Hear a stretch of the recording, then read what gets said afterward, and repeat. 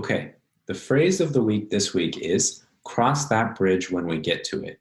We use this phrase when we think of a possible problem or situation in the future, but we decide not to worry about it until it happens. So, really, it means we'll solve that problem when it happens, and it might not happen at all.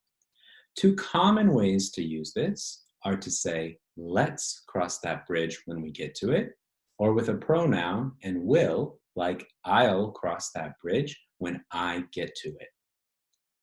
So you might hear something like, we're going on a long vacation across Europe, but we don't have any hotel reservations. I guess we'll cross that bridge when we get to it. This means we'll find a hotel sometime in the future, but we're not worried about it now. Or also, it looks like I might run out of space in my apartment for my Pokemon collection, but I'll cross that bridge when I get to it. So the next time you see a potential problem in the future, but you decide not to worry about it now, you can say, let's cross that bridge when we get to it.